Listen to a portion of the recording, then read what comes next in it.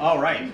Thank you all for coming. It's wonderful to see such a great turnout for the first event in our 2017 lecture series on 100 years after the 1917 revolution. As we've mentioned before at previous events and as we've emailed you about, we are so delighted this semester to be able to host 4 lectures on this topic. We're going to have, the first one will be kicked off today, but then the subsequent ones will be by Ann O'Donnell and Jane Burbank, and then Sheila Fitzpatrick, who's also going to be a visiting scholar here. So we have a semester of lectures full of this. We'll also have an open house where Ann, and myself, and anyone else actually who's welcome to join us, is going to have a lecture for undergraduates on what 1917, what the Russian Revolution has meant in different academic disciplines. So that will be going on in the morning of November 8th. But I'm delighted to be able to welcome you all here today for the first of our lecture series, which appropriately enough will be given by our own Yanni Kotsonis. And as he wrote on his own, his bio elegantly states, he was raised in Athens and educated in Montreal, Copenhagen, London, and Moscow. His first position was at the University of Essex before he moving to NYU, where he teaches on Russia, the USSR, economic thought, and dystopianism, and supervises doctoral students in a variety of subfields. As many of you know, he is also the founder of the Jordan Center and our first executive director and our current emeritus director of the Jordan Center. And he's, of course, the author of States of Obligation, Taxes and Citizenship in the Russian Empire and the Early Soviet Republic. For those not keeping up with the number of prizes the book has won, it's won the Walter Ferguson Prize from, and I didn't even know this, but this is one of the greatest categories I think I've ever heard for a prize. It's the Canadian Historical Association for the best book in a topic outside Canadian history. So I plan to bring this attention to all my friends who are biologists, chemists, physicists. It seems like a wide open field that's not getting the attention it's doing. The Ed Hewlett Book Prize, of course, for the outstanding monograph on the political economy of Russia, Eurasia, and Eastern Europe, and also an honorable mention for the Davis Center Book Prize for an outstanding monograph on Russia, Eurasia, and Eastern Europe in anthropology, political science, sociology, or geography. So it's with great pleasure that I welcome Yanni to talk today to us about what's in a year, doubts about the great event. So welcome, Yanni. So 2017 came around, and everyone was putting on these events, and we thought we had to as well. And so I did it somewhat reluctantly because I'm not, I don't really study events very much as events, meaning discrete moments, particularly not single dates. But I felt we should, and it was an opportunity for me to ask myself why I didn't invest so much meaning in a single event, or actually why we do tend to invest a lot of meaning into a single event. And my doubts about 1917, October 1917 in particular, have to do with the way it was made into a great event over the years that followed. Now my doubts are about all events, not this event. So I can do the same thing with 9/11, I can do the same thing with the storming of the Bastille, I can do the same thing with the Kennedy assassination, but now we're talking about Russia, we're talking about this event. And growing up, as I did, growing up, I mean, the Russian Revolution meant a lot, and October 1917 meant a lot. Because we were concerned with things. We were concerned with social justice, we were concerned with the poverty that we saw around us, and we were told over and over again that this is how things are and this is how they have to be. So here we have an event which claims, and we accepted, that here it was possible to imagine something else. So here, workers, the downtrodden, really did take over power, as they termed it. They really did take over, well, at least the telegraph office and the Winter Palace. And on that basis, we're able to imagine a different future and then to go about building socialism, which, as we know, is building a state which can defend socialism. We didn't see the paradox there, because we actually never stopped to think what socialism was. Because it became a part and parcel of, if you accept that October 1917 was a revolution, then you're also accepting that socialism is a good thing, and this is what socialism necessarily is. And this was still the Cold War, right? And so these were our choices. And so we all accepted there was a great revolution, it was socialist. And then we had to defend not only that this was a revolution, but also that what came afterward was socialism, and it's worth defending, and it is the model of existing socialism, because that's what it was, after all.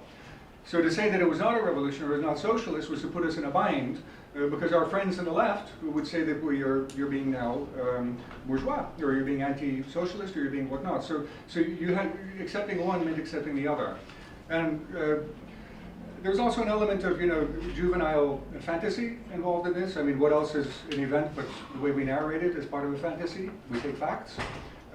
Those facts we insert into our fantasies, meaning it's fact-based, meaning it has to be plausible. But we like to think that it's part of something else, even though it itself did not know that it was part of something else. The fantasy in this case was a juvenile one, that it's all about the climax, it's all about that final moment. And so there was a long period of time where the working class and the Bolshevik Party were hanging out, but they hooked up in October 1917. And it was nice, and it was fulfilling, and that was it. That was the main thing. That's what it was all about, that moment. The praxis. Now, praxis takes us away from simply humor. It takes us into a real notion that everything was brought together, and everything was brought together at that particular moment. Thought, practice, contradictions, everything amounted to this one moment. That's when it all happened. That was the birth of socialism as an existing ideology and a form of government. Now, I say it was fantasy also because it also had to do with how old I was, what I thought things were about. And my doubts, my disillusionment with the idea of October as the great event, the October Revolution, all in capitals, my doubts were they led to a disillusionment, but not with socialism and not with the idea of improving humankind, but with the idea of that particular event and that particular version of socialism. My doubts had to do with hanging out, talking at great length with somebody who was writing a dissertation, which became a very good book, on how October became an event. It was written by Frederick Corney. It's called Telling October. I highly recommend it. And the book is really about how the newspapers the next day didn't have the leading story about the storming of the Winter Palace. In fact, it wasn't called the storming of the Winter Palace until about 2 years later. We have no footage, and we have no film. There was no one there because they didn't know what this was going to be. Anyway, it was nighttime, and technically they couldn't film something at nighttime yet. So there couldn't be footage, and there couldn't be photographs. But if you were to look at a documentary about the Russian Revolution, from any political perspective, you're going to see something like this one, which was a reenactment from I think it was actually 1919. Am I right about that? Yeah. A very famous one. And here's where you begin to see the masses, and you begin to see, the real confrontation. And over the next 10 years after 1917, there was a really concerted effort to make it into the real storming and to make it into a real revolution. Meaning to say, in other words, this was not a coup, it was not a conspiracy, Jewish, Masonic, because this is what they were arguing against, but to make it into a real revolution. And for that you needed masses of people who are not there at the original event, but they were there at the reenactments, in the tens of thousands. And the culmination of this process, when does October 1917 take place? Well, it takes place in 1927 when Sergei Eisenstein stormed the Winter Palace for the film October, which is what we usually see when we see a documentary and they forget to tell us that it's not actually contemporary. And it really has all the drama, because they're modeling themselves, Fred Corney tells us, they're modeling themselves on the storming of the Bastille. It had to have that drama, and it had to be that climactic moment. And it has to involve masses of people. So over time, I began to realize, to my own satisfaction, that if I really wanted a satisfying relationship with the Russian Revolution, not just that one moment, but something which has a prehistory and an aftermath, I needed to understand much more about the context in which that event took place and also the context in which it was constructed as the great event. And I began to look more carefully at what happened during war communism, because I thought that was much more interesting than October 1917. So it took me to around 1921. I looked at the 1920s and I said it seems to be a retreat, but when I thought about it again, it wasn't a retreat. There actually was something revolutionary there, even in the conditions of new economic policy. Then it took me into Stalinism. And Stalinism I was never quite sure what to do with. I'm a little more satisfied now with what I'm doing with Stalinism, which is some curious combination of mass mobilization and stasis, classes that don't conflict with each other, mass mobilization and stasis, and great achievement, but still not necessarily socialism, or at least we have to be clear about what we might mean by socialism. I mean, what do you do as a Marxist with classes that don't struggle, for example? And can socialism be defending socialism without defining what socialism is? which is again how it was taught. So what we as historians have been doing, and I think wrongly, and I think we're all guilty of this, is simply saying, what do they say socialism is, and let's measure how successful they were, and leaving it at that, which was a cop-out. Which is a cop-out because we should have critical faculties as well. Who decided that socialism should be that and not that? And what I began to realize, particularly in my most recent research, so this is an answer that satisfies me now, but may not in 10 years, but for now I'm satisfied with it. What satisfied me was to say that there's a particular state formation here which calls itself socialism, and sure, I'll give you that. It's a form of socialism. Not the only one, but it's a form of socialism. And there's a peculiar kind of state, but which actually made sense in the scheme of modern states generally. It actually did make sense, and it had a certain duality to it. And so by the time we get to Stalinism, we're dealing with not simply a powerful state, which is how we tend to narrate it, but an all-encompassing state which was new. So when I look at this, and they want to show that the revolution involved masses of people, and it was a universal process, they're actually trying to tell us something about what they were actually doing after the revolution itself, which was that this is going to be a new kind of state insofar as it's legitimate, and it's legitimate because it includes everybody. Because after all, who would disagree that inclusion is good and exclusion would be bad? So critics would call it totalitarian. I think they still didn't quite understand that there was something new taking place. It wasn't just about the unilateral exercise of power. It was about actually mobilizing people in a new kind of state formation. And at the same time, there was something really dissatisfying about this state, because it seemed to be at the very same time, it's mobilizational, it achieves great things, it defends socialism during World War II, and at the same time, there's something stagnant about it, and there's something like an enforced stasis, like a neo-corporatism. And I'm still waiting for someone to write the book about Stalinism as corporatism. And I don't know if this makes sense to you. But to put people in their places and say, do not struggle with each other, which is what they're doing. And then it became even more refined after that, which was, now we have, officially from 1936, we have the working class, the collectivized peasantry, the two classes. We have this intelligentsia, which can't be a class because it doesn't have a relation to production, so we're going to call it a stratum. But then, glorify them, don't let them struggle with each other, corporatist.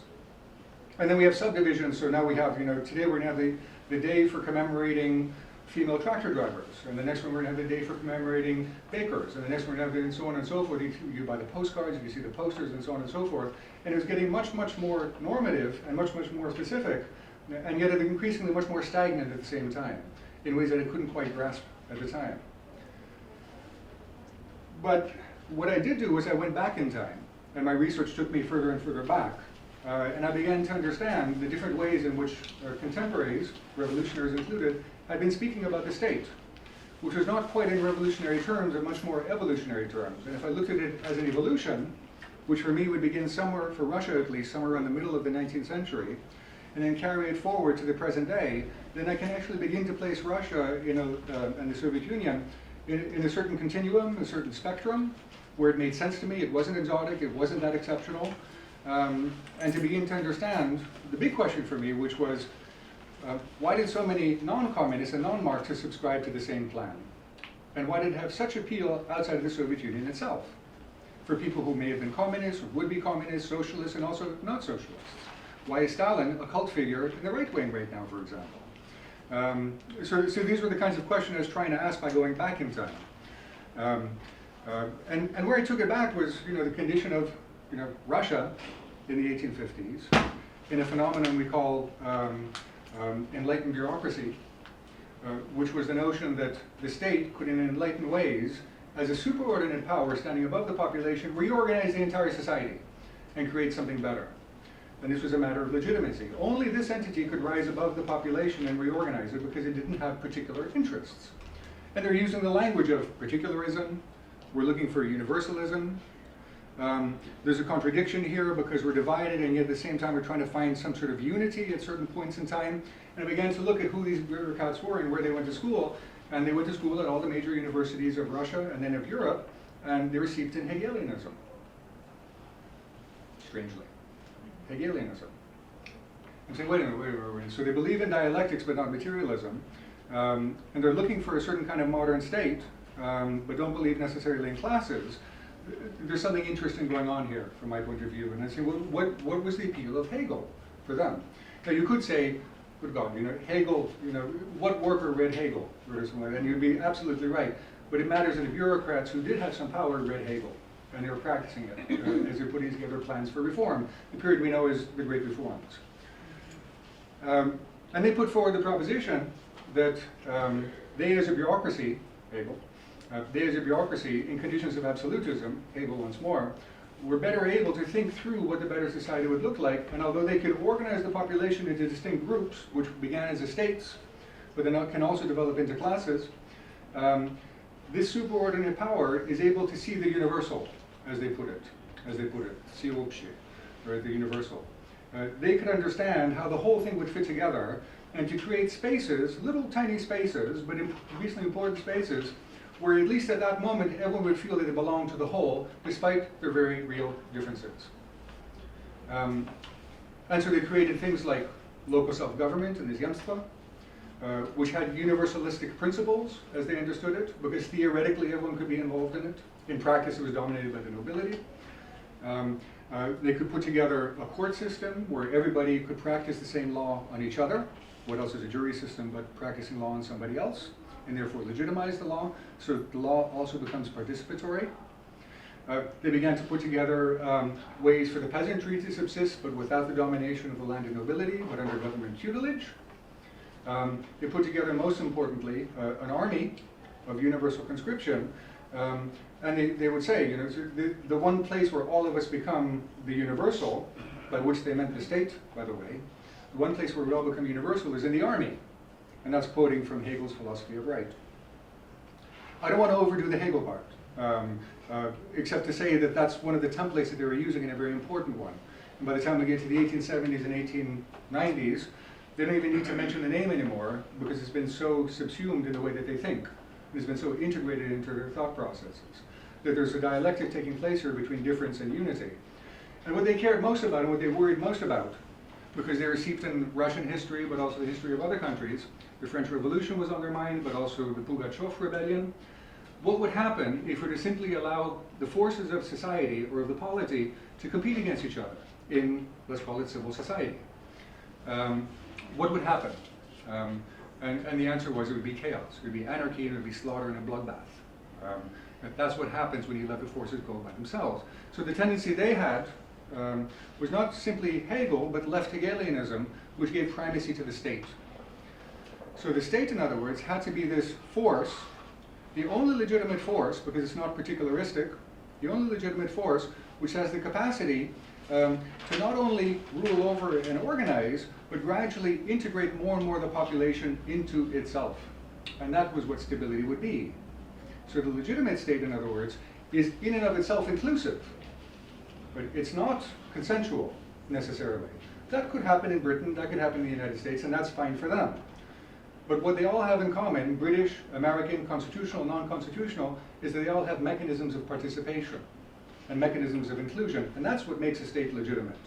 And that becomes sort of the gold standard for contemporaries on the continent, and especially in Russia and probably Germany to a large extent. That becomes the gold standard for deciding what makes a legitimate state and its inclusion. The more people you can put into the process, into the historical process, the more you are a legitimate state. Things did not go too well in Russia, leading up to the first revolution of 1905. And what went badly is not only was there divisions of estates which already existed, but new kinds of divisions they didn't quite know what to do with. One of them was ethnicity and nationality. What do we do now that we do have a nobility, but one of them calls himself Georgian and the other calls herself Baltic German? How would we reconcile these differences, which seems to be splitting apart what used to be our stable unities? That was one of them. And the other one was, what do we do with class?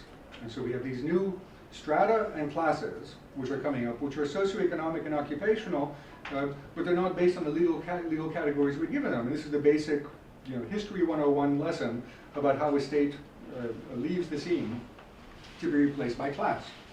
Well, in Russia, this is the practice in the course of this last period of Imperial Russia. It's a real contradiction and a real problem. How do you address workers' needs? They don't have institutions to protect themselves and to organize themselves. We don't have legislation that would address them as workers because we don't recognize workers. What do you do with the professionals? What do you do with doctors? What do you do with intelligentsia?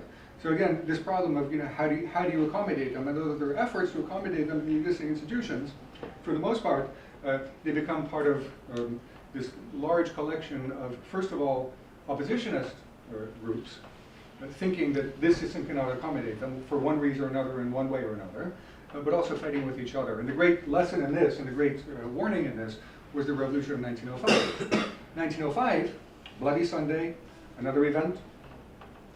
The troops fire on the workers and on the supplicating peasants and so on, holding the icons and the Tsar, banners of the Tsar. 1905 begins as this moment when many people said, well, now finally we can bring together one unified people, brought together by a notion of civil rights and participation in government, or at least some say in consultation in government. And in the course of the next year, the entire thing falls apart into what is better described not so much as a revolution, but a civil war. As Georgians and Armenians and Azerbaijanis slaughter each other, the Baku Commune would be a good example. The workers' uprising in Moscow would be the most extreme, but similar things were happening in St. Petersburg and in other industrial centers. Peasants taking to the fields, taking over the fields for themselves, burning the rental records at the manors. So even the leaders of the revolutions, even Marxist leaders of the revolution, by the way, who were actually more followers than leaders, but anyway, even they were beginning to have problems, and they said, well, how can we bring this all together? Because if we allow it to just fall apart and allow it to follow its own course, what we have is not even a rebellion, not even a revolution. What we have is a bunt, this pitiless uprising of slaughter of one person against another, and it needs structure and organization. Marxists also arrived at this conclusion, but so did liberals, so did populists, and of course the right wing itself. So how are we going to hold it all together? There's this intermediary period. We know it as the Stalipin period in Russian history. We associate it with the land reform in particular, but that Stalipin was about much more than that. Stalipin was looking for universalistic criteria to bring everybody together, so that we can have a shared of common, a common framework of participation for all of us. It would be based on private property, or at least individual property, and there would be some sort of legislator based on, again, participation through elections in the Duma. And here we can reconcile our differences, and here we can create a new kind of stability and foundations for autocracy, so autocracy can survive. He himself wore Nicholas II. You have to go along with this program now, and it takes just a little bit, that little extra step of allowing this to happen, because at most I give you 10 years, he said. At most I give you 10 years. And then the whole thing is going to collapse again. And this is not apocryphal. You can see it in the archives. Now, where this could have gone, I couldn't tell you. I couldn't tell you. Some form of oligarchic dictatorship, military dictatorship, revolution, I couldn't tell you, because we get to 1914 and all of these plans are arrested. It's not a lot of time to see what would have taken hold, what would have taken root. And 1914 is the next warning, because from 1914 to 1917, once again the entire thing collapses. The entire thing collapses. But now also, it's not only what we had before, which was group against group, class against class, ethnicity against ethnicity, religion against religion. It's not only that, but it's also the entire economy itself is collapsing. Meaning the basic matter of how do you get food from point A to point B so we can feed people. As simple as that. As simple as that. How this happened has to do with stupidity in the government, bad management, incompetence. And brought to the fore two critiques of the state, which were not particularly Russian, maybe a little more accentuated in this context of crisis, but two critiques of the state, which were quite common in the European scheme of things, and also the American to some extent, which were incompatible, but contemporaries didn't quite realize it. They were incompatible, but contemporaries didn't quite realize it. And this sort of common, ultimately universal critique of the state went as follows. That the problem with government is that it has too much power and needs to be limited. It needs to be kept out of our lives. Let us organize ourselves individually in civil society, but keep the government out because the government is incompetent, it's obscurantist, and it doesn't have the right to intrude on our lives. And this is sort of a classical John Stuart Mill, Anglo-American liberal notion of the correct place of political power versus society, meaning this sort of binary understanding of power versus society, and the relationship of society with power. And this was one critique, and you could see it all over. You could see it in Milyukov's protests. the leader of the liberal opposition. You could see it among the populists. Оставьте нас в покое. Just leave us alone. Get out of our lives. And this was one version. This was one version. But there was another version, also uttered by Milyukov, which was, what we really need is a government that can do more. What we really need is a government which is competent, and its competence will come by integrating into itself people who are themselves competent and authoritative because they have knowledge. Actually, in this case, all we need is just some common sense, because so badly managed is the war effort. Asking the government, in other words, to do more. So we need more state and we need more government, but we need a better one. And up until a certain point, these things are, they themselves don't recognize that they're incompatible and there's a contradiction. There was actually a sort of reconciliation in another line, which was coming mainly from the intelligentsia, beginning around 1905, 1906, when the intelligentsia is being produced in masses of numbers now of agronomists and of technicians and engineers. This is really when the professional intelligentsia comes in as a mass phenomenon in Russian society. And they're demanding, because they themselves do not have authority, political authority, do not have political power, they're demanding that autocracy reform itself by integrating them into power. Integrating them into power. Meaning they're knocking on the door of the state. Knocking on the door of the state. In other words, the state should do more, but only if it has competent people to run it and to manage it. Now, this may be done through elections, but they themselves have serious doubts about elections, because if you have elections, we're going to have the narods coming into the state, and that's not at all we have in mind. They're not ready for this. They haven't been prepared. Oh, no, what we really have in mind is this fusion of political power with the intelligentsia, of people who are competent in critical thinking, and they can understand how to do the business of government. They've been doing this ever since around 1905, 1906, best I can tell, which is their answer to the revolution of 1905, meaning not mass democracy, not mass revolution, but certainly an infusion of competence into the state apparatus to make for a different kind of state. And by 1914, it's moving forward, has become furious, because first of all, the war has been lost. Second of all, they can see the signs of revolution, which have been on the rise in the summer of 1914 and then dropped off in this wave of patriotism and then began a steady rise again as part of a new strike wave, which will culminate in February 1917. And they're furiously asking in the Duma, in the censored press, in their professional meetings, furiously asking that the state really has to take them in now, the state really has to accommodate them, because the whole thing is about to collapse. And they could see it. And of course, in government, there was no one to listen to them. Circumstance and so on, but it's a structural problem, an ongoing structural problem.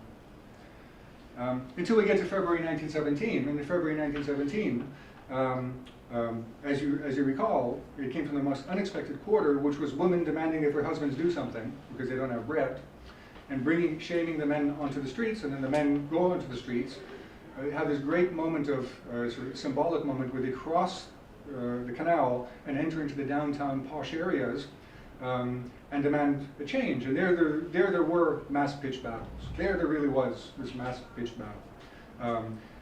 Which ended sort of like this: the liberals in the Duma saying, let's agree that this was a political revolution.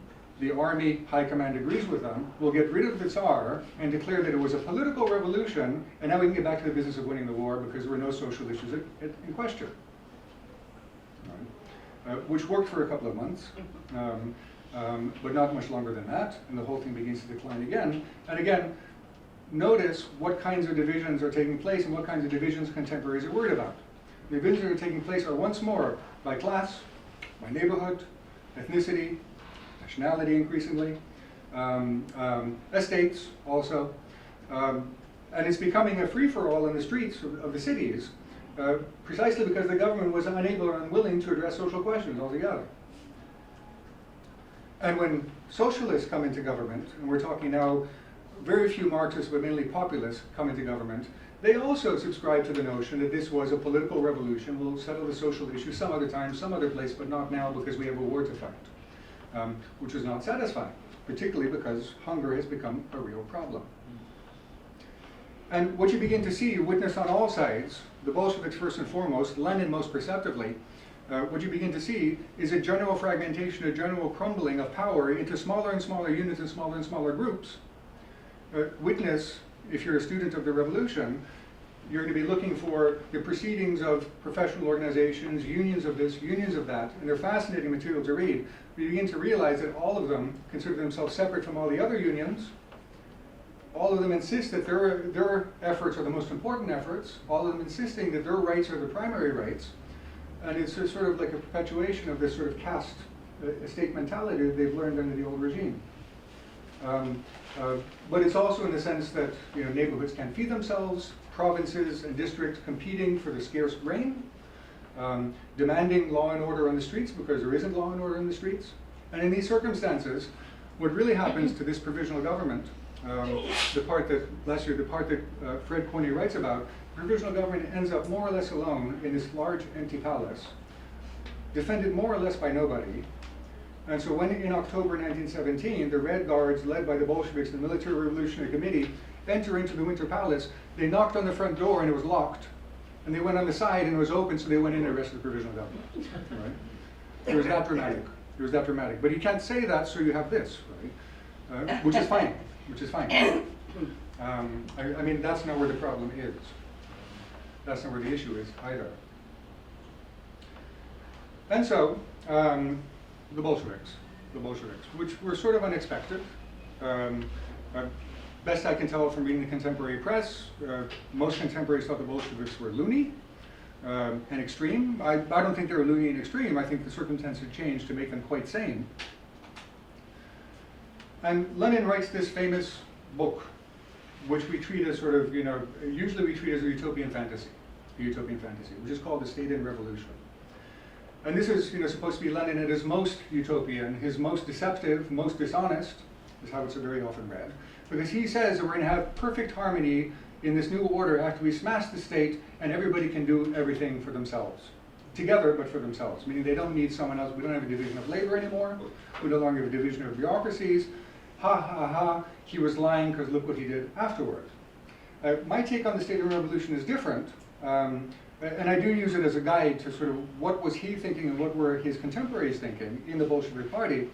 And I read it a little differently, which is that actually it's an ode to the state, and a particular kind of state. It's a glorification, apotheosis of the state. And here's why I think so. He does talk about smashing the bourgeois state. But he's specific, it's the bourgeois state. The remnants of autocracy plus the remnants of the bourgeois state, which to him had both become the same. So the revolution gives you this capacity to use armed force to smash them, and you do need violence. You do need violence. Now, the utopia that follows, and it is a utopia, but not in the sense of unachievable. It's utopia in the sense of dreaming of something better and perfect, which they then try to achieve. The utopia that he has in mind is not getting rid of the state, but making everything the state. And that would be his notion of stability and of progress. Everything now becomes the state. So he smashed the old state, but he writes it. I mean, the clues are right there for us to see. I mean, there are other clues, but I choose to ignore those now. And so the clue that I'm interested in, he says the entire state will become a giant syndicate, which is the state, he says. It will become a giant syndicate, which is the state, of perfect accountability. If you want to know about Bolshevik accounting, we have Anne O'Donnell. They really, really believe in keeping records and of moving goods and so on. So this would be a state, in other words, which is completely unified. It goes about, right after the Bolshevik Revolution, right after October 1917, goes about the business of nationalizing everything and making it a giant syndicate, which is the state. Nationalizing everything. They don't redistribute, here I insist, they're not giving the land to the peasantry. They never claimed to be giving land to the peasantry. What they said is we're nationalizing the land and letting the peasantry use it, which is not the same thing. So we can always take it back, which they do. But we can always take it back. It was never belonged to you, it belongs to the state, which is the whole people, because now these things are the same thing, and therefore to nobody in particular. They nationalized industry. By the end of 1919, they've nationalized windmills, they've nationalized artisan shops, everything has been nationalized. And so our usual narration of this, he says, well, it was a crisis. It was a crisis, and what were they supposed to do? In the emergency, they had to nationalize more and more, which I think is, again, intellectually a cop-out, because in what universe is nationalization a solution to a crisis? Like, this wasn't the obvious thing to do. I mean, maybe state control, maybe state revolution, but why nationalization in particular? And again, I would say, it's their vision of a state which is no longer superordinate. It is legitimate because it includes everybody. Now, think this through. Think this through. If you have nationalized everything, then, which they have done, and I'm not saying this is a terrible thing. In some ways, I think it's not a terrible thing. It became terrible, but for different reasons. If you have nationalized everything, then the bed on which you sleep belongs to the state. The children you produce are somehow connected with the state, which cares about the next generation. The land you walk on belongs to the state. Your apartment belongs to the state. But you do have individual property, but there's no private property. This is all the way to the end of the Soviet Union, meaning from 1917, 1918, you have individual property, but no private property. That includes NEP, and that includes perestroika. Individual, but not private. Because private, частный, is another word for selfish. Right, so now, this is also something that imperial officials were saying. Private property is not a good thing for the very same reason. It breaks up the polity, whereas we're aiming to unify. So what the Bolsheviks are doing then is they're saying that in these conditions of complete collapse as they understand it, we can treat it as a dialectic. It's gotten so bad that it can now become perfect. It has gotten so bad that it can now become perfect.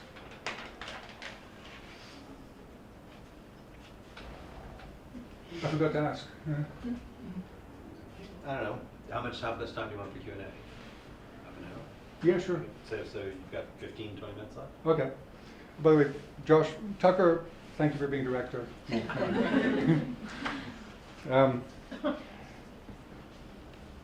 So the worse it gets, the better it gets. And when it's the worst possible, it's the apocalypse in the good sense of the word. Right? Now everything can become perfect. And they go about the business of creating what they understand as perfection, which is not necessarily what we'd associate with socialism, but they do. Meaning perfect unity, ugly but perfect. Many people will say, well, as soon as you try to create a utopia, you're creating the possibility of a dystopia. Enter Evgeny Zamyatin, we. If you haven't read it, it's about perfect harmony and perfect order, which is then disrupted in ways that I'll explain later, the critique, in other words, of this utopia. But if you really want a representation of how this perfection could have been achieved, think more in terms of 1984, in the sense of it's messy, it's dirty, it's squalid, but it's unified. Right? And insofar as it's unified, we've achieved our goal. Because what else could socialism be but that realization of that whole Enlightenment project of unity? Socialism is the highest stage of enlightenment, in other words. That's what socialism is supposed to be. So we unify. So we nationalize everything. We create a unified state budget, unitarny, they call it. Or they use other terms, but these ideas of the state budget as encompassing everything are a way of saying that the budget is actually everything. Everything is accounted for in these books. They no longer exist as money, because it no longer has value, but it exists as entries in the ledger. So everything that we do. So that when, again, having read Anne O'Donnell's manuscript, when something is seized, it is entered in the ledgers, as I understand your writing. Meticulously, right? Because this is the state now, and this now has state meaning. It has universal meaning, every one of these acts. So we do enter it and we do keep track. So it's not pretty. It's beautiful only in the sense of that it's aesthetically pleasing because it's unified. And in that sense, it is beautiful. And we're going to do even better down the road once we figure out what socialism is. But it's going to be beautiful. It's going to be beautiful in that sense. But we're going to have starvation, we're going to have executions. And so aside from the idea of unity, is also this sense of the end of time immediacy. Immediacy. Everything is immediate. So within this unified polity, there are no more boundaries. Meaning, there are no more legal estates. They're no longer recognized. We're not sure if we can tax people because they're part of the state, and this would be a debate going on all the way to 1991. They do, but they shouldn't, and they're not sure what taxes mean. They're not sure what money means. They have these debates. It continues to be a problem. But the immediacy means that now power is everywhere and always. It is in each of our hands, and everybody is now in the state, and we can practice history on each other on a daily basis. So Preobrazhensky and Bukharin write about what has become a regime of violence also, because they're involved in the civil war. I mean, they do have to defend themselves. But then they begin to slaughter more and more peasants until we get to the hundreds or thousands of peasants, and it becomes sort of undeniable that the socialist state is now slaughtering peasants in Western Siberia and Tambov. How do we explain this? And they said, well, this is because power has now become a new kind of power, writes Bukharin. It is no longer power the way we used to understand it as an instrument, where you take it as a marble from one pocket, put it in there, and put it in the other pocket. And the marble meant that you're thinking childishly, if you treat power that way. This power now is all-inclusive, and there is no object, only subjects, right? Meaning all of us have power.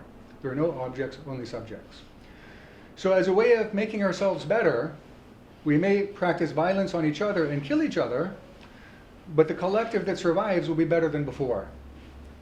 So even if you're executed, this is not only for a better humanity, it's for your own good also, because I'm honoring you as a mature citizen, because you're responsible for your actions. Right? And where does he get that phrase? He gets it from Hegel, Philosophy of Right. Word for word, actually, in this case. You're responsible for what you've done, and therefore executing you is to honor you as a mature person. So power has been transformed, in other words, and I take the Bolsheviks at face value here. It is not simply more power, it's a different kind of power altogether. So we have now a revolution which was waged in order to create a unified state, which in some ways the Bolsheviks can argue plausibly is a form of socialism, although I'm not quite sure why that has to be the gold standard, and why it has to be the only version of socialism. But that's how it carries out. So henceforth, socialism is going to be a state project, meaning not only will it be carried out by a state, it will happen within the state, which is now everybody. And it's widely accepted that this is what socialism will be. And I think wrongly. Meaning, in the circumstances of European history, Russian manifestation, turn of the century, leading into the first third of the 20th century, we accepted wrongly, I think, and somewhat blindly, and for good reason, but I think looking back wrongly, we accepted that this has to be socialism. Complete state ownership, the recognition of classes. By the time we get to the Stalin revolution, well, what kind of revolution is it? It's a revolution of mobilization. That's the main part that he's revolutionizing, mobilization. Meaning, using categories, applying them now pretty fixedly.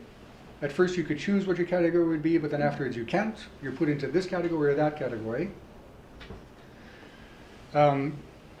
Stability means that you're not going to have fights going on outside of the supervision of the party. Violence has to be organized and orchestrated. It cannot be elemental, coming from the grassroots up. It has to be organized. And this will be stability. And the party, or not the state because the state is everybody, but the party will then direct how exactly change will take place and what the priorities are. So it will be industrialization, not a bad thing. A roof over your head, also not a bad thing. Food for everybody, quite nice. And in fact, it does achieve these things. So well, in fact, and this is not simply propaganda, it achieves these things so well, these basic human needs, that it becomes both a model and a competition for the rest of the world. And in the capitalist countries, have to modify themselves, knowing full well what's happening in the Soviet Union, what kind of model that represents, in order to make themselves human. Capitalism with a human face. Welfare state, progressive taxation, income redistribution, all of these things happening with one eye on their own populations and their own beliefs, and the other eye on the counter model of the Soviet Union. And it stimulates real change and real progress elsewhere. And so then what does socialism become in this context? Well, socialism becomes, in effect, a fixed understanding of complete state ownership, which means accounting down to the last detail, not simply state ownership and you allow certain parts of the economy to function according to what they think demand might be or need might be, in the style of reformists like Oskar Lange or the Hungarian school. Not in that sense, but actually accounting down to the last detail. And that would be socialism. And all it can do, post-1945 for the most part, is either rebuild what has been destroyed or reproduce itself endlessly. And history for them now becomes cyclical. Meaning, we're here to build socialism and defend socialism. What's the purpose? Defend socialism. What does socialism do? It gives a roof over your head and food in your stomach, and reproduction, and reproduction, and reproduction, leading to what finally Gorbachev, the leader of the Communist Party himself, says is stagnation. meaning it doesn't have forward momentum anymore. It's lost that forward momentum. And it becomes something of a joke to its own children, which is to say the children of the Communist Party elite who think there has to be something more, or it can't just be this. Well, the story of the collapse of the Soviet Union I won't get into, and I don't think I have the capacity quite, other than to tell you, yes, there's demographic change, and yes, the children of the elites wanted to keep more for themselves and leave it to their children in order to give themselves a future and a sense of immortality, because there had been no private property, but under new conditions, 1991 onward, they can, with a vengeance. And then we're left with a legacy, which in Russia itself is completely disowned and not marked this year. There are no commemorations that I know of, official commemorations of the October Revolution of 1917, or even 1917 in general, but we're commemorating it because there's a legacy. There's a legacy. And so what is that legacy? In the moment that I live in, which is the median term after the end of the Soviet Union, the legacy for me is a tremendous damage that was done to anyone who believes that we can improve the human condition, or anyone who wants to strive for something better. And damage because in the end we were told this is the only way to improve the human condition, and if you deny it, then leave people as they are and forget about poverty and forget about equality and forget about justice. Right? The things that we originally cared about. And when the one collapsed, with it collapsed for very many people the possibility of doing something better. And it's no accident that as the Soviet Union is collapsing, neoliberalism is on the rise on our side, telling us, Tina, there is no alternative, that we have to accept this, we have to accept the primacy of the market, and we have to accept inequality, because that's how things are, and in the end it will make things better. Now that they don't even bother saying it will make things better for everybody, but they're saying somehow this is better. Right? And so the legacy at the moment is a tremendous disservice done by their proposition that this was socialism, our acceptance that this is the truth, but the truth is, so what was what was the legacy of the Soviet Union? It's too soon to tell. Thank you.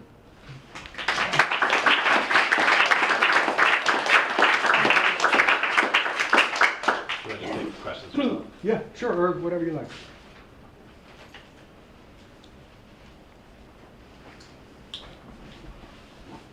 It seems no questions. I did not want to ask questions. But nobody. Yes, you hear where I'm from, yes? And I know. No, you don't. I have no idea. Oh, you probably know. Okay. So of course, what you're saying that's still schematic, but it's extremely interesting for me, even for me, who experienced it firsthand. But there are a lot of details that you cannot mention. You probably, of course, don't know from the experience, yes? And for example, that it's of course there are gossip about Lenin diseases, yes? But my mother, she was a doctor, and after her graduation, she was for several years in Kazakhstan. And there she met a doctor who was Lenin's doctor. She was in exile because she treated Lenin. And she actually was talking about that he was delusional, and his capacity of thinking was somehow affected, and he had some kind of brain disease. So she was talking about in more details, but it's not speculative, it's my mother was witness. So Lenin had syphilis? Yes, Lenin has syphilis. I wanted to say it, but I kind of... Yes, and it was affected his way of thinking, and actually that he did not see, and in Государственной Revolution he also kind of saw what he wanted to see. It was part of his, unfortunately, problem. And he gave syphilis to the whole country and the whole world. Yes. No, it's kind of, it's actually not, No, there's I've heard. I've read Yes, it. you heard, but it's like actually saw the person who was, but it's details, but it's also my question is why. So of course you could not mention it, but in Russia it's kind of it's in the Soviet Union and in Russia it was kind of common moral stand. Well, first of all, I would like to say about the second power in Russia, it's the church, who had enormous power, and Lenin actually saw it, and he had to destroy it. He actually first started to, I think, he first started to say that we have to remove it, we have to kill them, because they won't give power without it. And it's kind of also, it was mixing the situation. Sure. The church. Yes, but my question is why in Russia and still people consider morally accepted to steal, and this kind of corruption is everywhere, and bribes and everything, and it was before revolution, and Stalin actually fought it. He wanted to create this ideal people who don't steal, don't lie, don't do this, don't do this. I think about that a lot. So why in other words, What would do we you have this think culture about of it? corruption in Russia, but we don't have it here? The best I can tell is because we legalize it here, and we make it Yes. okay, right? Yes, I know And so then it this. becomes like upwards redistribution of income, it becomes campaign contributions, it becomes a privatization of public lands and things like that. So here we've regulated it, so it's civilized and it's okay, right? But over there it's done, under the table, and because it's not looked upon fondly when you steal money from the public or from someone else. So yeah, I mean, that's my best explanation for that. Yeah. Jane Burbank. I want to go back to State and Revolution, and I agree with you that it completely becomes iconic and actually kind of feeds into this, I would like to say, misinterpretation of socialism by people outside Russia. But because if you can blend State and Revolution then into your ideas of what socialism is, then you get a much prettier picture. But I agree with you that it's a utopian writing, and it was written at a time when Lenin didn't think that the revolution would succeed, his revolution would succeed. And I think that's a really critical part of the text, that it looked after this debacle in July and so on that would happen. And we know that even in 1916, Lenin didn't think that there would be a revolution in his lifetime, he said. So one thing we have to capture when we look back at 1917 is the complete surprise that the socialists actually got to do something, or let's say the Bolsheviks. But about State and Revolution, it takes a very strong stand against bureaucracy.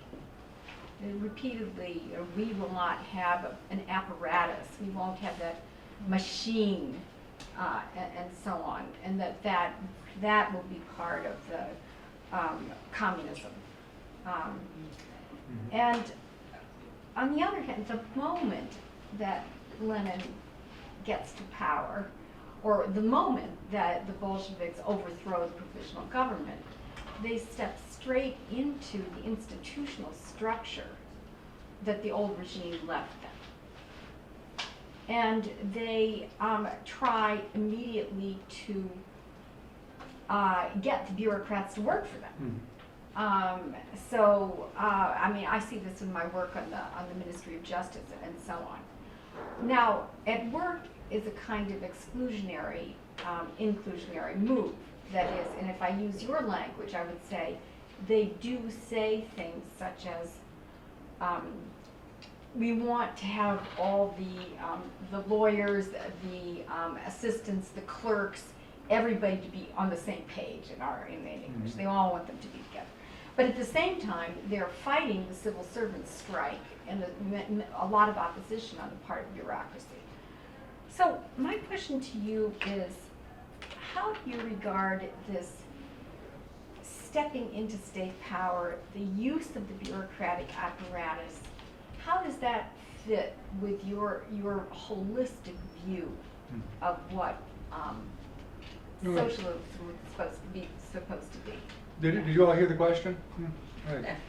So, which is fair, and you know, in certain ways, if I follow that line of thinking, that I'd agree with you that there's a certain sense of continuity, and they're forced to integrate and sort of recapture the bureaucrats and the bureaucratic institutions of before.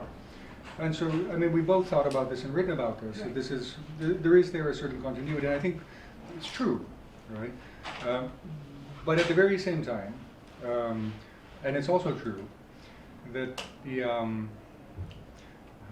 I mean, so going back to that critique of bureaucracy and smashing the old bureaucracy, and then going back to where Lenin is getting it, and if you look at the citation, he's getting it from the early Marx, Yeah. who's criticizing Hegelian bureaucracy. And his critique is, and Lenin's critique is, that it should not be a separate bureaucracy. And so the question is, how do you make the bureaucracy not separate? Well, the answer is you make everybody the state, and everyone becomes a bureaucrat. So you give state significance to everything. And everyone in that way is a bureaucrat. So that's so when he says, for example, the uborщица, the woman who The sweeps, cleaning lady. the cleaning lady, can become a state official. He's saying on the one hand she has the capacity to do basic accounting, but he's also saying that sweeping the ground now has state significance. Right? He's saying both at the same time. So is that by making everybody the state, then everybody is theoretically a bureaucrat. So it's harder to say that we have a separate and superordinate ministry when what we have is, for instance, the People's Commissar going down in one office, but then the administration picks up again at the next level, at the republic level, and it picks up again at the next level, at the factory level. And so all of these are a part of the same continuum, which we call Soviets. And that's why it's a different form of government. So Soviets, unlike, for example, parliamentarism, is a fully integrated hierarchy, where there aren't divisions between the upper and the lower. If you were to look at some of the early pictorial representations of Soviet power, some of them are hierarchical, and they show, Lenin in the middle, and sort of like that, Council of People's Commissars. But other ones are actually a circle, where it's waves emanating from one place, and then it all presumably going inward as well. So part of the answer is that they do see it as a different kind of power, because they don't see the separations, and they don't see the boundaries. I'll give you an anecdote. Do you want an anecdote? Because it's a good one. Actually, you probably already know this one. And so there are people going to the countryside to collect grain in the year 1918. And Trotsky has just declared the food dictatorship, meaning the people from the city have the right to go into the countryside and seize peasant grain to feed the cities and the army. And the commissar goes out to organize the old tax collectors, to organize them into seizing, because this is now the new form of taxation. So you need tax collectors. So the tax collectors are perfectly willing to listen. They don't have a problem. In fact, they're happy that the Bolsheviks are a little more decisive. They're also happy that they have something now which they never had before, which is they're allowed to carry guns, right? Because it was awkward before to ask peasants for things when you're not carrying a gun. Right? So they go in and they say, well, so we understand what you're saying, that we have to take the grain from the peasants, but what happens to our old role? Our role used to be that we're an intermediary between power and the people. And our job was to make power a little more gentle toward the population and transmit upward what the population is doing, because we collect data and so on and so forth. So what happens to that role of intermediary? Посредник, he said, it's gone, the commissar says, it's gone. Because the people are now in power and they don't need any intermediaries. The people can fend for themselves, which was, and then what happens is the shooting, right? Right after that. So I think there's a certain reality, in other words, to saying that power is unified and can go in all sorts of directions. Tatiana. This is Tatiana Linkoyeva, who's our new colleague in Japanese history. I have a comparative question. So I'm coming from the Japanese studies, and I studied the impact of the Russian Revolution in Japan in the 1920s. So what I saw there is what you were talking today about, this fascination with the state and with the state powers and how the state could move the country forward. So, by the way, the State and the Revolution was translated immediately into Japanese, and it was published in respectable media. So, and the fascination with, the approval of the Bolshevik regime was not only on the Japanese left, but also the military and the Japanese nationalists and the right. They were also very much interested in the Bolshevik experiment, as they call it. So this, in the Japanese studies, since 40 years ago, probably, one way to explain this fascination was this late modernization theory. So it was quite fashionable to compare Russia and Japan as both late comers or late modernizers, and the role of the state was attributed, the fascination of the state was attributed because they were late modernizers, late comers. So my question is, what do you think about this theory? And it's not that I subscribe to this, but it's still kind of a very respectable way to understand modern Japan, for example, and compare it with China or Vietnam, or why communism was so popular there. So I would like to know your opinion about this theory, or a way to explain the role of the state of Bolshevism or its popularity in non-Western countries. So, do you mean, in other words, so first of all, the obvious part is, as you said yourself, it's a developmental model. Yeah. So how do you mobilize resources and people? Well, that's the same thing, but how do you mobilize them in conditions of poor capital accumulation? How do you direct the country as a whole, where it should industrialize, what are the priorities, and so on and so forth? And sort of not necessarily state ownership, but state control over the direction of development does make sense, because you can have a targeted development, you can skip unnecessary and messy stages and go directly into what it is that you want the outcome to be. And since we know what the outcome is going to be from, for example, England, France, and Germany, or the United States, why don't we just go there and dispense with, for instance, whatever you might find troublesome. Democratic parliamentarism, civil rights, whatever it is that you find bothersome. Or unnecessary and wasteful competition. That's developmentally. But for the rest, I need to know more. And what my first question would be, are they enamored of socialism per se? Are they enamored of that state formation per se? Are they interested in how power is accumulated and deployed? Or are they interested in how the population is organized? And these would be different sets of questions, and something tells me the answers would lie in both areas. But I'd be curious to know what it is they're looking at and what they think they see. But to explain, my question was, how would you criticize this late modernization, this modernization theory, to think that fascination with the state was because Russia was backwards?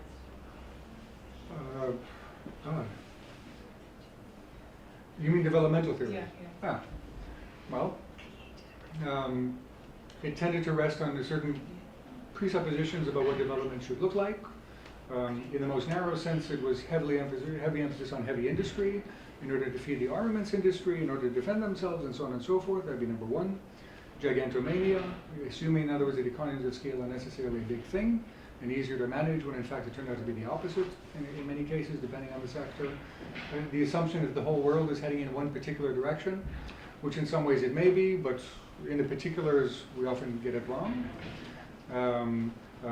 It's Eurocentric. It assumes that the whole thing emanates from one particular origin, which tends to be England, or for others it might be Germany, with little permutations and variations produced by the so-called periphery, which would be something like Russia and the Soviet Union. So my objection to it was that it assumes too much about where we came from and where we're going. I mean, in a nutshell. Anne O'Donnell? I have a bunch of questions. I'd like to thank you, first of all, for this panoramic view of, I was so enjoying going from Hegel through the collapse. That was not, what was 1917? Not much, right? If that's the view. Yes. So I'll start with the smallest of my queries, which is, what resonated with me a lot was your characterization of I don't know if it would be praxis by your definition, but the practice of political power immediately after the revolution, of this general crumbling, that power is breaking up into smaller and smaller units. throughout this period. And so this sounded to me like something that's actually quite particular to this, not 1917 itself by any means, but this moment in the broad sweep that you're giving us. And so I'm wondering if you could elaborate on the relationship between that moment in practice and what I understand to be the kind of sort of I don't know if it could be characterized as intellectual, but the demiurge you're describing, the demiurge toward unity, and this notion of the state as being this inclusive, all-encompassing thing. That strikes me as actually a really difficult transition. How do we get from this crumbled moment? And I haven't figured this out. And this is, of course, one of the things that I'm trying to raise. So I would love it if you could sort of give us an answer to that. No, that's, that's kind of like the biggest question of all, right? But it can be answered, I think, in multiple ways. And I can just give you the ways I've been satisfied to answer it, but there are many others. So first of all is, across the board, there's this discourse on unity in just about every political movement, every party. The sense that, there was once a moment in humanity which could have been pre-biblical, or it could have been sort of prehistorical, or it could have been even, in the 19th century, where the solidarities and links that we had to each other were lost. And we're trying to recapture it ever since with one or another ideology. And this general sense of loss could take the form of, crumbling into localities, crumbling into states, as opposed to one humanity. It could take the form of crumbling into competing interests in a market and in capitalism. It's all sorts of visions of this disunity and the sense that something's been lost, and we're trying to use one or another ideology to recapture it. And so across the board, you're going to see this discourse on disunity. So I could see it in populism, I could see it in liberalism, I can see it, and they each have different answers, of course. So part one would be, so it's already in the conversation no matter how you do it. A little more specific is when you begin to think dialectically, which is what a lot of contemporaries are doing. And I don't just mean a few people in the archives and the journals, I mean in the national presses. And so in these presses, they're talking about how, things are getting terrible, it can't get worse, and this is an opportunity to create something new, because once you've taken things apart and put them into the most irreducible units, which is person struggling against person, class against class, and so on and so forth, that's when you can begin to treat them as the smallest units of building anything and putting them back together in one or another form. Now, so far so good, right? And so far we're still talking a very recognizable story from across the European spectrum, and also to the United States, I think. Meaning, breaking things apart is the first step to putting them back together in a better way. But here, the part of the question that you're asking, I think, which is the important question, or one of the important questions, is why did it have to be the state which would reconstitute people? Why did that have to be the locus? And here we're talking about something a little more continental and a little more Russian, I think. I'll use that as a shorthand. Where there's been a very long conversation going on in Russia about how, in these conditions of such heterogeneity, in conditions where, if left alone, the whole thing will fall apart, and this is late 18th century onward, there's only one thing that can bring people back together. It can't be a nation, can't be an economy. The idea of a national economy is still new in the 1920s, as you know. Народное хозяйство, it's a neologism still. So it's not the society, because there isn't one society. What's it going to be? So the French are talking about societies, the Germans are talking about Volkswirtschaft, the English are talking about parliamentary democracy and civil society. What do we have? None of the categories apply, and in fact, the more we look at them, they really don't apply. Well, the state is also, it's not simply a superordinate institution, it is the locus in which humanity can be reorganized. In fact, it's the only one. So the only way that I would differ with a lot of what's been written about Russian state thinking is to say that it's not simply that the states are more powerful, they're transformed in this context. It becomes a different kind of state altogether, and therefore also a different kind of power. Right? Have I come anywhere near answering? I think my question was much more prosaic. I think it was more But this is one of the many possible approaches to answering it, I think, yes. But You then, mean the daily? no, well, because of course it's also a question about who you think primary actors and agents are in history. And I think that although you're speaking largely about the world of ideas, there remains a question about where those ideas inhere and how they're how they're to use a term that I think has been inappropriately borrowed from business school, how they're operationalized. I don't even know what that means. That's right. Put into practice. Sure. Act it yeah. out. Yeah? Exactly. Yeah, you know, it's a fair criticism, what you're saying. It's just a different, no, it's just a different. Mhm. So I simply chose to begin from that direction, but I'm fully aware that that's only one of many possible ways to begin. So it's myopic, and that's about it. And there are many other ways to do it, which would be more effective than what I've just done. So I don't think there's anything special about this. It just allows me to see certain things and to narrate one story. Yeah. And in terms of how it's operationalized, in terms of how that Let's leave happens? it. Okay. Let's enhance In it. terms of how it becomes everyday practice and put into effect, well, again, you know, the details have more to do with, well, for instance, the work that you're doing, which is I know, that's original why I in that was saying, regard. will you just answer this question for Yeah. me? Okay, so the answer is, my answer is not so much this is how it happens, which is what you're going to do, but what can allow it to happen. Yeah. Do you know what I mean? I do. Josh Tucker. Yeah, can I pick up, I want to add a question from something that struck me from your talk, but it actually picks up on this last point that Anne was discussing, which is that when you were discussing the bureaucrats in the 19th century, coming back confused with this, having studied Hegel and this ideas about what could do with bureaucracy, I just wanted to push you a little bit more on the mechanism behind this, because this becomes a very big question in post-communist Russian transition, which is how do you get if you wanted to make changes, you want to reform, how do you get bureaucrats to implement reforms? And so this idea that you're giving us a picture here of bureaucrats in the 19th century engaging in what sounds like a fairly, you know, extensive project, and also, but one that requires a fair amount of coordination, but that this is really just bottom up because they were all reading the same stuff when they were in graduate school. Like, I want to push you on that. Is that really what you want us to take away? That this is lots of people individually in different units of the bureaucracy coming to the same sort of sets of ideas? Or is it sort of, are we missing a kind of top-down directed piece of it?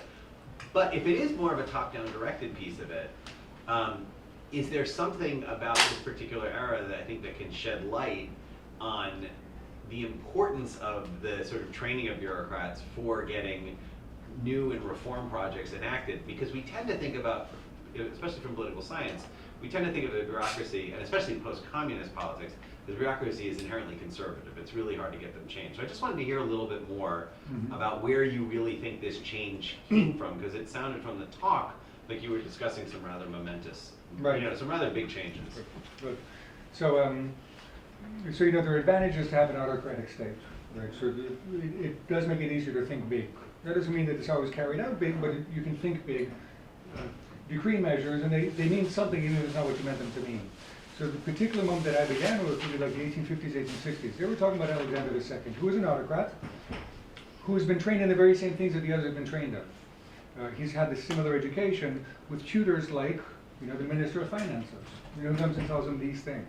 I can tell you who, in fact, who sat down with him and said, and these are how the local becomes the national, and this is how the economy becomes, and so on and so forth. And he's teaching Alexander these things.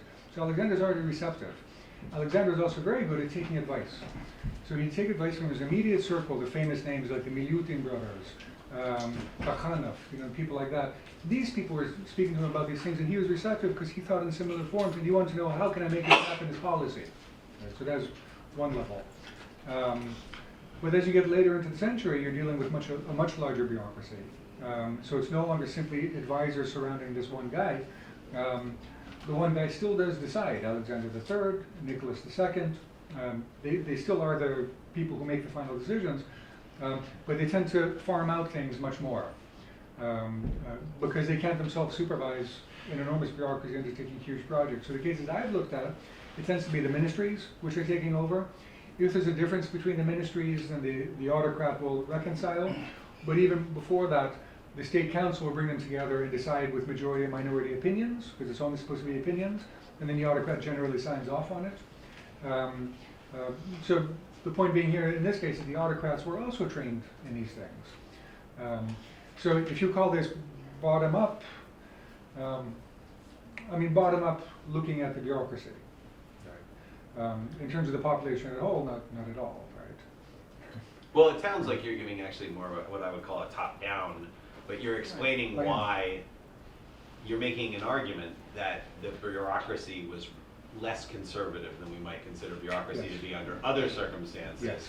Which is slightly different from the way you phrased it at the top, which was more like it was bubbling up through the bureaucracy. This sounds more like it's being directed from the top, but that the receptivity of it can be explained by this education and this common educational standpoint, which is interesting. And they are radicals, by the way.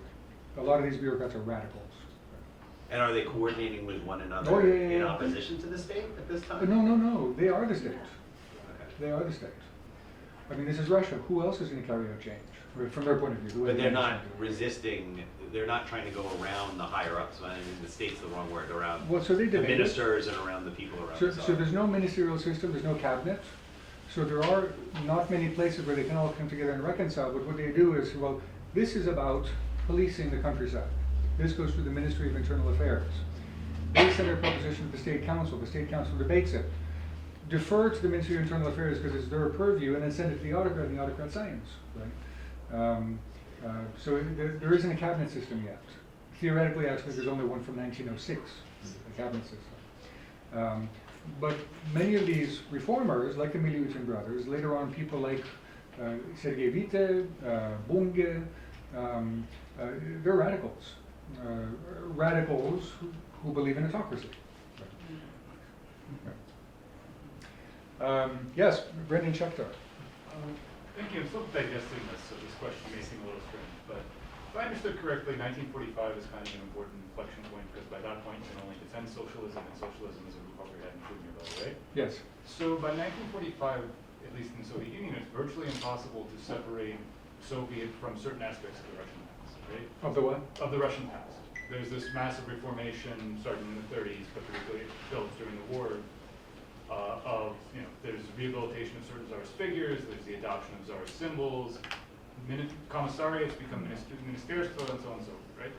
So I'm wondering, is that important? Is this something that tells us something about the base of the project? Because this also does seem, from my limited knowledge of other socialist states, this seems to reproduce itself as well as part of the model once they're exporting it out of the war. Does this tell us something about the base, or is this just a superstructure thing? And how do you interpret this? I'm not sure. I mean, it's the terminology that's throwing me off. When I think of base, I think in terms of economic production. Is that Well, what you mean? I'm saying, is this window dressing, or does this tell us something core about the project and what it means? The fact that Russia becomes more predominant. The fact that it becomes impossible to separate, it becomes much more particular by 1945 than it was in 1918 in terms of how it's positioning itself. The naming of the objects of the state, the organs of the state, has changed back to something that sounds more 19th century than, that sounds like 1905, not like 1925. Yeah, so I can tell you about things that you already know about. It wouldn't be news to you at all. Maybe to some others, but so yeah, there's a certain kind of retrenchment. We're trying to become a regular state, although we are socialist. Right?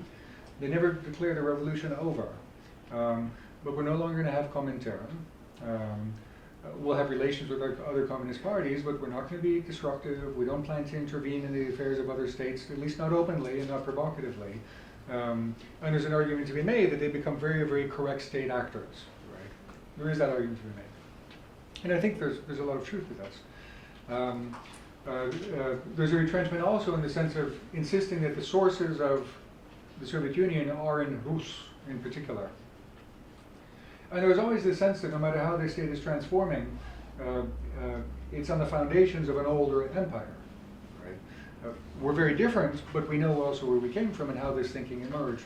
So to just give you an example of what I mean, the great history of the rise of the Muscovite state, mainly under Ivan III the Great, in the 15th century was published in 1918 in the middle of the crisis, right? When Presniakov is trying to capture this, what was it that gave us a state? And what was that state that was different than others? And basically what it comes down to is he says, well, what was different about the Muscovite state is that property and power were completely fused. Right? So in a sense, there was no private property. And that's what he says in 1918. So power and wealth were the same thing. And that was what was unique about that state. And I assume that he's writing about his surroundings also. So meaning communism did not come from nowhere. And he calls this the patrimonial state. Or to put it another way, Muscovy only had one free person and one owner, who was the sovereign. Well, if you take this concept of sovereignty and universalize it, then it only has one sovereign and one people, and that's everybody, which means no one in particular. And so you have to figure out the rest. Is that sort of, is that what you were asking? It's something. Because I can't answer anything else, so I wouldn't know how.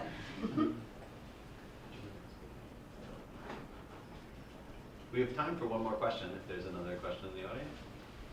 I have a story. We have a- So, right. Oh, Susan. Yeah, Yeah.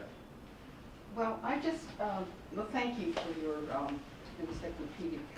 Encyclopedic? influence. Yes.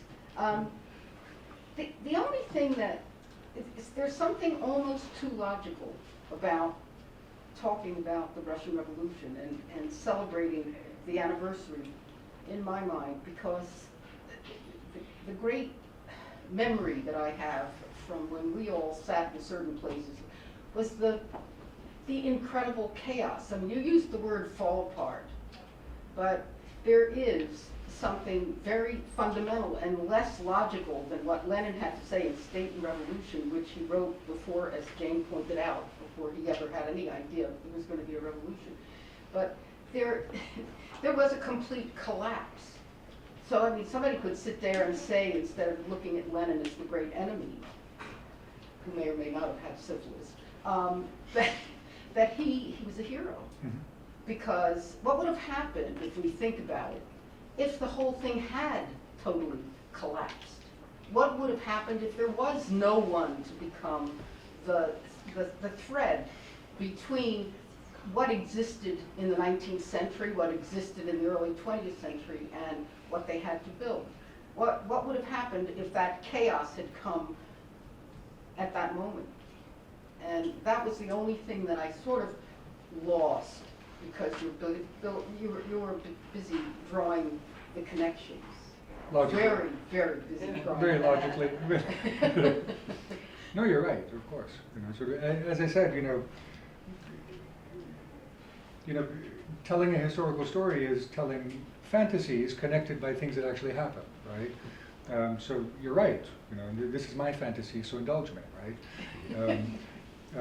But it also aims to be plausible and didactic, right, at the same time, and try to learn something from it. So I'm picking and choosing those things that allow me to tell this story because I think it's plausible, number one. It jives with a lot of the evidence, but it also takes me where I want to go, make the argument that I want to make. But you're right, there's another story to be told. Now, in terms of Lenin, in terms of saving the day and stabilizing, absolutely. There are a lot of people who thought so at the time, including people who hated him, and then people who were from other parties, who sort of just reconciled themselves, the guy's simply brilliant. You can't get around that. He's a man with a plan, which no one else has right now, and he's willing to do what it takes. And so they did look at him that way as well. So yeah. Thank you. Julia? Yeah, just a very light question to finish with. Is that the legacy of the Russian Revolution, if I follow you, when you compare with the French one, that means that you see that the French Revolution has something to do with election, with right and so on, but for you the Russian Revolution was not a revolution. What means that there is no legacy? No. And it was Yeah, it wasn't. No, that's not what I'm saying. So what I'm saying is that the Russian Revolution did not take place at the time of the Russian Revolution. This is the first thing I wanted to say. Meaning what really matters, we've been distracted, in other words, by this question of legitimacy, Was October legitimate? So we've been distracted from what really matters is what happened afterwards and where it came from also. So by obsessing over October and everyone investing all of their meaning in October for or against, we've lost track of what socialism meant, what the Soviet Union meant, what they were building, how they understood things, what it produced and what it didn't produce. So as far as October goes, the reason why I'm sort of saying let's put that aside for my purposes is because I don't think that's where the meaning lies. Right? We can use it as a Yeah, starting. but what is the meaning finally? What's what? The idea. So then what's the I agree legacy? there is no So what's the horizontal legacy? thought. So the legacy, from my point of view, standing now, and this can change, but the legacy of the Russian Revolution, which takes place from 1917 to 1991, if you know what I mean, because the fundamentals are there from the beginning to the end. No private property, state ownership, and then finally planning and allocation. So the legacy for me is that it's made it very, very difficult to make any case for human improvement because it was done so badly, right? That's for me the legacy. And it's left me with a real practical problem. So whenever I go and I speak to my colleagues and I want that tune. So whenever I go and I tell them I talk about socialism, about that, they think it's a joke, right? They say, how can you even say that? And even my left-wing colleagues in an economics department I used to know in another university would come to me and say, oh, we all know that only markets are the solution to these problems, right? And I told them, watch out, you're next, So it's made it very, very difficult. And so we've had to, I at least, given my objectives, I've had to argue till I'm blue in the face that there were many ways to be socialist. And there are many ways to improve the human condition. That, Beliger, was not Stalin. Hoxha was not Willy Brandt, and so on, and so on, and so on. Well, on that note, that upbeat note, I just think it's somewhat upbeat note. Let us thank Yanni for kicking off this.